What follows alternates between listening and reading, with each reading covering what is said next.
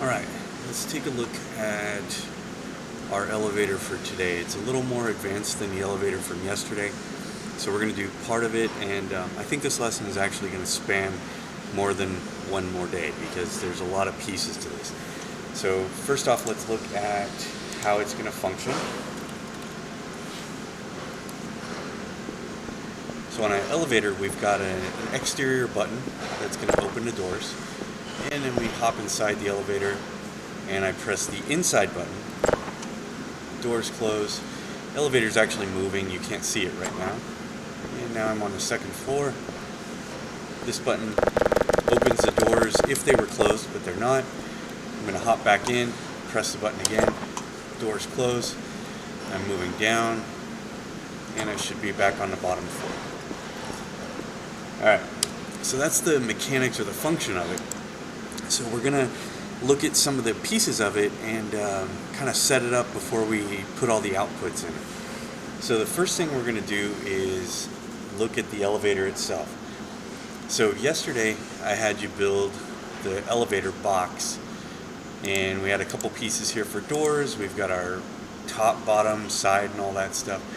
So what I want you to do is I want you to take the bottom of the elevator, okay, the floor that the player stands on, and we're going to turn that brush into the Funk track train. So the bottom of the elevator is going to be the part that moves up and down, right? So we're going to select it. You're going to right click on it, tie to entity, just like before. We're going to select function track train and click apply. Alright, so we've got our Funk track train. So we're going to click apply, and we're going to go ahead and name it. We're going to skip the first stop target for now. We'll come back to this.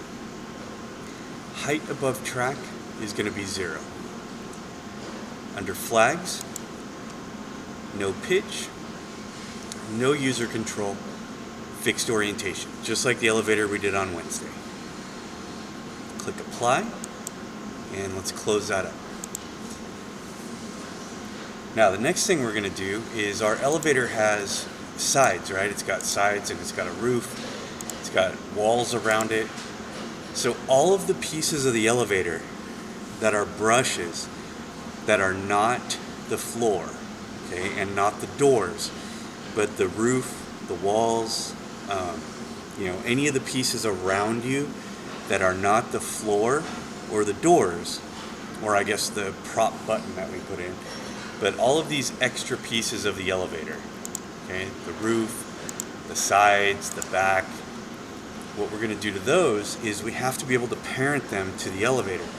So I want you to select them. You're going to right click on them, tie to entity, and we are going to select function brush. Okay? They're going to be a Funk brush. You're going to click apply. And the purpose for doing that is we can now parent them to the elevator floor. So yesterday I had you build this elevator with doors in the front, and then it's got all these other pieces to it, the sides and the back and the roof. So all those pieces need to be parented to the actual elevator itself, which is the floor. Okay? So all these side pieces, you're going to right click, tie to entity, you're going to make it into a function brush, click apply, and then you're going to parent it to the elevator, which is the floor. Alright? So if you look on all the pieces of my elevator here,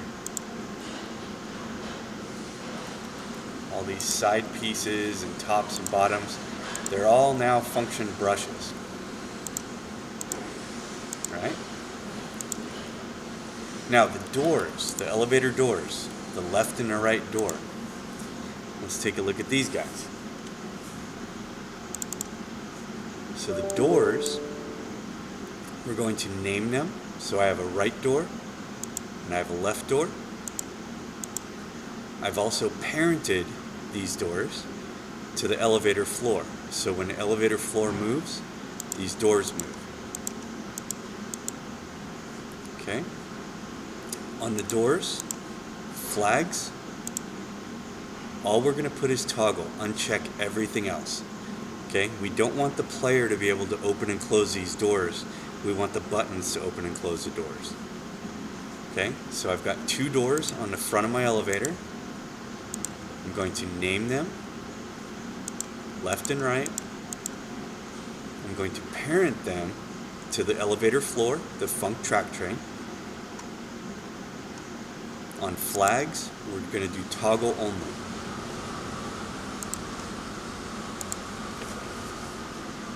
Alright, now, inside the elevator, I asked you yesterday to put in this prop right here. This is the freight elevator button. Okay? We're going to make it a prop dynamic, and we're going to parent it to the floor of the elevator. That way when the elevator moves, this button goes with it. If you skip this step, this button will go through the floor because the elevator is going to move past it. Alright? So we've got this prop right here. We're going to select a prop dynamic, click apply, and we're going to parent it to the floor of the elevator. Alright, now in front of this, I want you to put a no draw box. Okay, this will be the actual button we press, right? So for this box, you're going to right click on it, tie to entity. It's going to be a function button. Click apply. We're going to name it. And again, we're going to parent this no draw box to the elevator floor. So all these components, the prop, the button, the walls, the doors, they're all parented to this guy right here. So that when the elevator moves up, it takes all of its pieces with it. The final piece we're going to work on today,